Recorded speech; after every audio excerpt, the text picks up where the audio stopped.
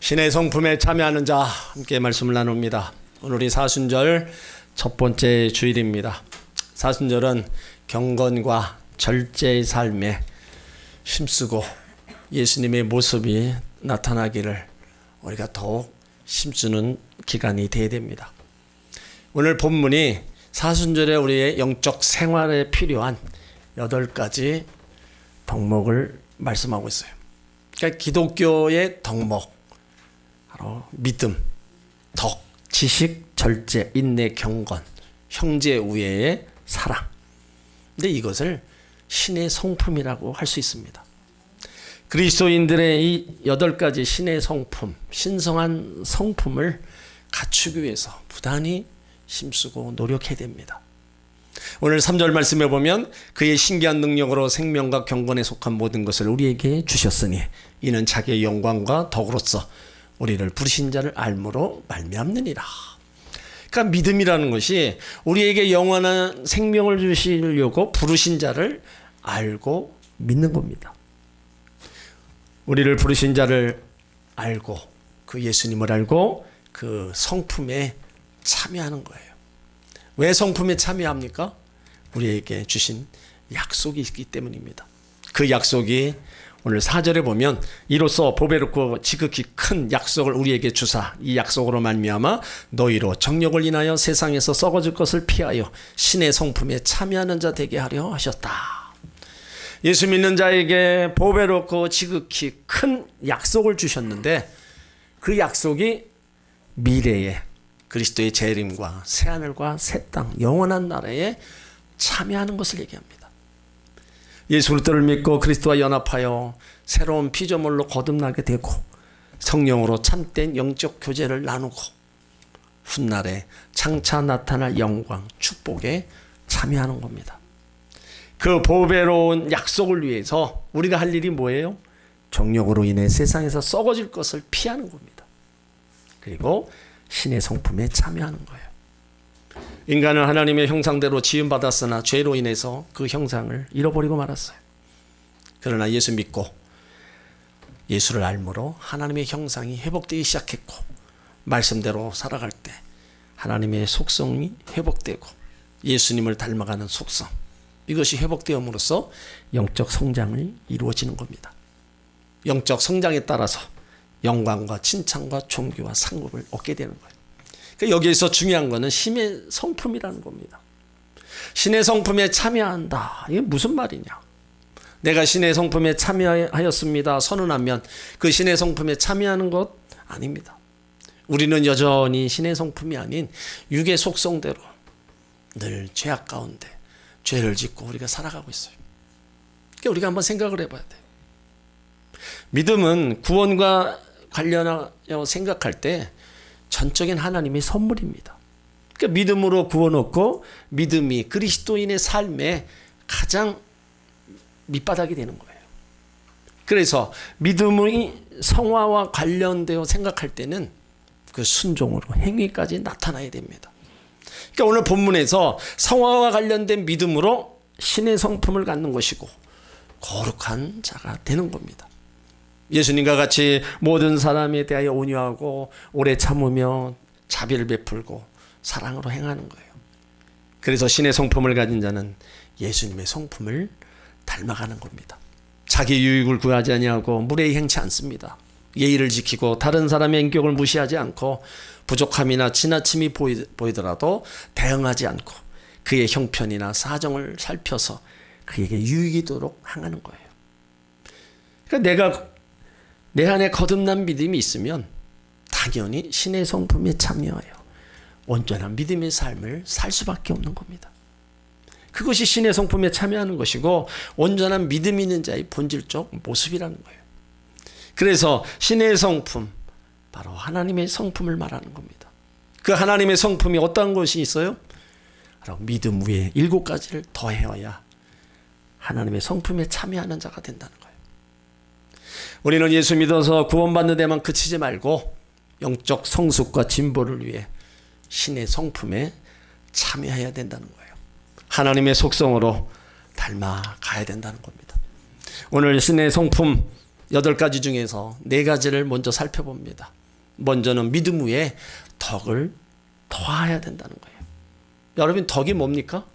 선한 말이 덕입니다. 여러 가지 말들이 있죠. 더러운 말이 있습니다. 그 더러운 말을 들으면 화가 납니다. 선한 말이 있어요. 선한 말을 들으면 위로가 되고 힘이 생기는 거예요. 그래서 에베소서 4장 29절에 무릇 더러운 말은 너 입 밖에도 내지 말고 오직 덕을 세우는데 소용되는 대로 선한 말을 하여 듣는 자들에게 은혜를 끼치게 하라. 그러니까 중요한 거는 더러운 말과 선한 말입니다. 더러운 말을 하면 덕스럽지 못하는 거예요. 그래서 입 밖에도 내지 말라. 오직 덕을 세우는 말을 하라. 그 말은 듣는 자들에게 은혜를 끼친다는 겁니다. 그러니까 우리가 할 수만 있다면 덕을 세우는 말, 그 덕을 세우는 말, 선한 말이 바로 덕을 세우는 거예요. 선한 말을 하는 사람에게 바로 듣는 사람들로 하여금 은혜와 위로와 힘을 얻는 겁니다. 모세가 시내산에서 40일 금식하고 10계명을 받아가지고 내려왔죠. 그런데 그 산 밑에서 금송아지를 잡아놓고 절하고 있는 거예요. 그때 하나님이 화가 나신 거예요. 내가 그 백성을 다 진멸하리라. 이때 모세가 하나님 앞에 엎드려 기도합니다. 하나님 백성들을 이곳에서 죽이신다면 애굽 사람들이 뭐라고 하겠습니까? 자기 백성을 죽이려고 입구까지 인도한 하나님이라, 잔인한 하나님이라고 할 것 아닙니까? 그러므로 하나님, 내 백성을 용서하여 주옵소서. 우리 조상 아브라함과 이삭과 야곱을 생각하셔서 용서해 주옵소서. 그 모세의 기도를 듣고 하나님의 뜻을 돌이켜 백성들의 죄를 용서해 주십니다. 여기 모세의 기도가 하나님을 감동시키고 듣는 사람에게 은혜를 끼치는 기도였어요. 바로 덕이 되는 말이었다는 거예요. 로마 백부장에게 사랑하는 종이 있었죠. 그 종이 병들어 죽게 되었습니다. 그 당시 종은요, 사람으로 취급도 하지 않고 짐승처럼 취급했어요. 주인이 맘대로 죽일 수도 있고 살릴 수도 있는 겁니다. 그때 예수님이 가버나움에 오셨을 때 백부장은 예수님께 가서 자기 병을 고쳐달라고 간청합니다. 예수님은 내가 가서 고쳐주겠다. 그때 백부장이 하는 말이, 여기서 말씀만 하옵소서. 그러면 내 하인이 나을 줄 믿습니다. 이 말에 너무 감동을 받은 거예요. 그래서 그를 칭찬합니다. 마태복음 8장 10절에 보면 예수께서 들으시고 놀랍게 여겨 따르는 자들에게 이르시되 내가 진실로 너희에게 이르노니 이스라엘 중 아무에게서라도 이만한 믿음을 보지 못했다. 그러니까 백부장의 말 한마디 예수님을 감동시켰고 하인의 병을 고침받은 거예요. 그러니까 선한 말을 하면요, 내 신앙이 성장하고요, 내 인격이 성장하고 내 믿음이 성장합니다. 그러므로 선한 말을 함으로 덕을 쌓고 행복을 만들어 가시기를 주의 이름으로 축원합니다. 또 용서하는 것이 덕입니다. 하나님은요, 우리가 용서하며 살아가기를 원하십니다. 요한복음에 보면 사람들이 가늠하다 잡힌 여인을 끌고 와서 예수님 앞에 질문을 합니다. 모세 율법에는 가늠하다 현장에서 잡힌 여인을 돌로 치라 했는데 당신은 예수님 이 여인을 어떻게 할 것입니까? 사람들이 예수님을 시험하는 거예요. 돌로 쳐 죽이라 하면은 예수님이 사랑이 없다 말할 거고, 죽이지 말라 하면 모세 율법을 어긴 것이라 할 겁니다. 그때 예수님이 너희 중에 죄 없는 자가 먼저 돌로 치라. 여러분, 죄 없는 자가 누구 있어요? 의인은 없나니 한 사람도 없다 그랬습니다. 이의 말씀을 듣고 양심의 가책을 받아 모두 다 그 현장을 떠나고 말았어요. 그때 예수님이 여인에게 얘기합니다. 너를 정죄하는 자가 어디 있느냐? 대답하되 주여 없습니다. 나도 너를 정치 아니하노니 가서 다시는 죄를 범치 말라.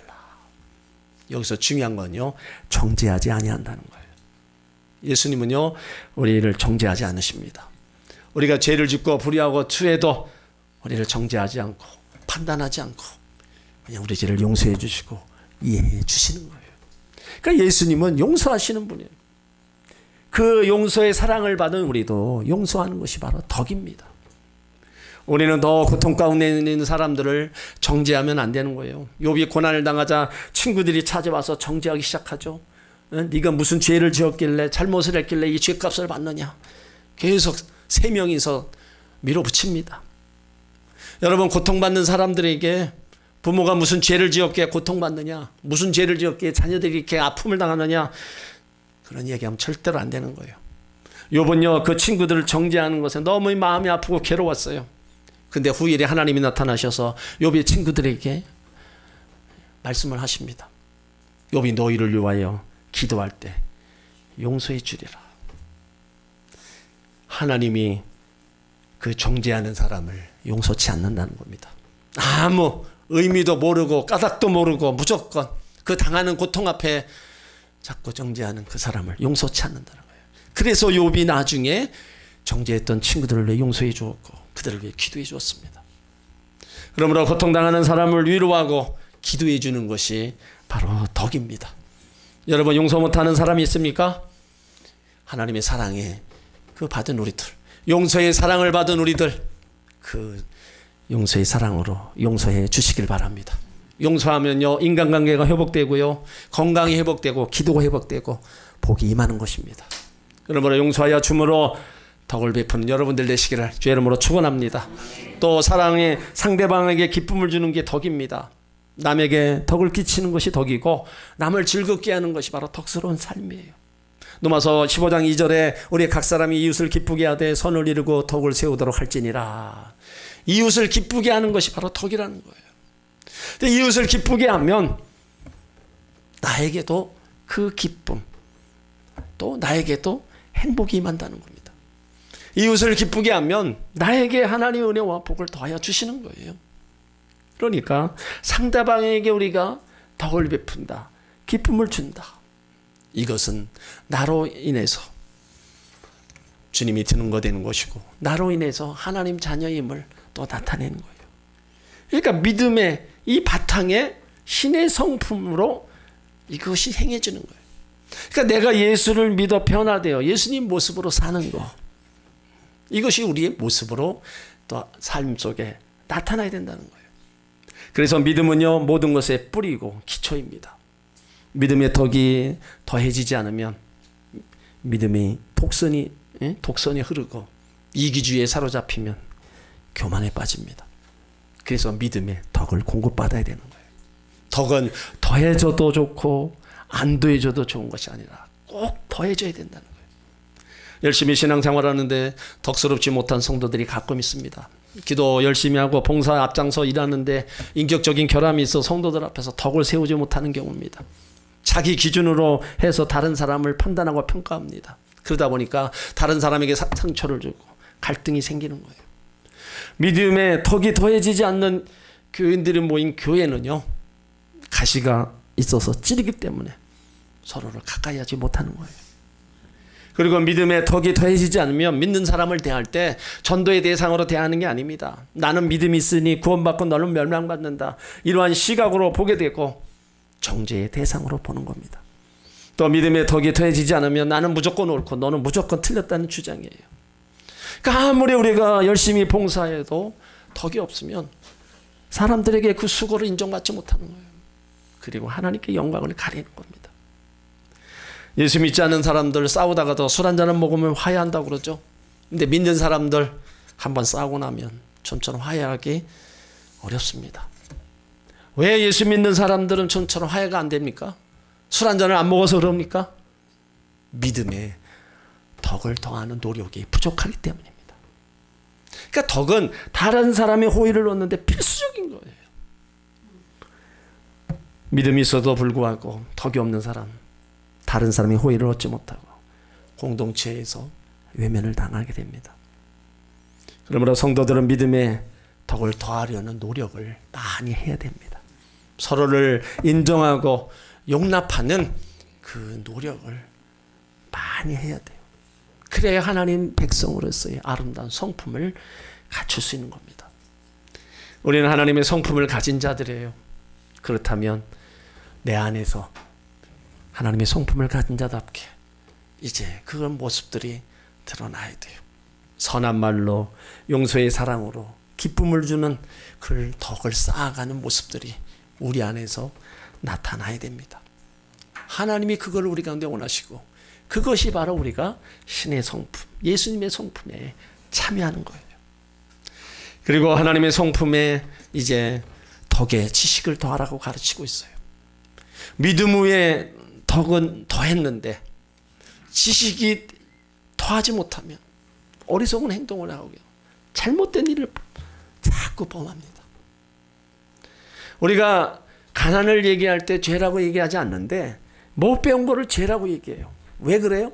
내가 못 배워서 알지 못하니까 자꾸 다른 잘못을 하니까 그게 죄라는 거예요. 그래서 덕의 지식을 공급받아야 되는 겁니다. 이 지식은 하나님 뜻대로 살아가는데 필요한 판단력과 통찰력이에요. 하나님 말씀에 대한 지식으로 분별하고 모든 상황에서 해야 할 것이 무엇인가, 하지 말아야 될 것이 무엇인가를 아는 거예요. 그러니까 지식과 지혜가 없으면 하나님의 말씀을 적용하지 못합니다. 덕이 있어도 우유부단하거나 판단을 잘못하는 경우가 더러 있어요. 하나님이 하시는 일을 모르게 되고 악령과 우상과 세상과 육체적인 역사를 발견하지 못한다는 거예요. 그래서 지식이 있을 때 덕이 돋보이게 되는 거예요. 하나님의 형상으로 지음받은 우리들은 하나님 말씀으로 지식을 얻기를 하나님이 원하고 계세요. 하나님과 더 깊은 교제를 위해서 하나님을 아는 지식에서 자라나기 위해서 우리가 말씀을 배우고 끊임없이 우리가 알아가기를 힘써야 된다는 겁니다. 구원은 무지로부터의 구원도 포함됩니다. 그런데 신앙은 지정이 다 조화를 이루어야 된다는 거예요. 그래서 우리의 신앙은 정적인 데 치우치는 경향이 있습니다. 지식은 믿음의 덕이 더해지고 덕 위에 더해진 신앙 고백적인 지식이 있어야 된다는 거예요. 하나님 말씀으로 살아가는 데 필요한 판단력, 통찰력을 얻으시길 바랍니다. 하나님을 아는 지식을 더하는 일에 힘쓰시고 더 그 지식이 자라나기를 주의 이름으로 축원합니다. 또 지식의 절제를 더하라고 가르치고 있어요. 이 절제는 자제하는 힘과 행동이고 육체적 죄적 욕망을 제하는 능력을 말합니다. 그러니까 절제가 안 되는 사람, 자기 통제에 불가능하고 자유와 방종과 타락으로 기울어지기 쉽답니다. 또 우리가 절제하지 않으면요, 잘난치 않은 비방을 얻게 됩니다.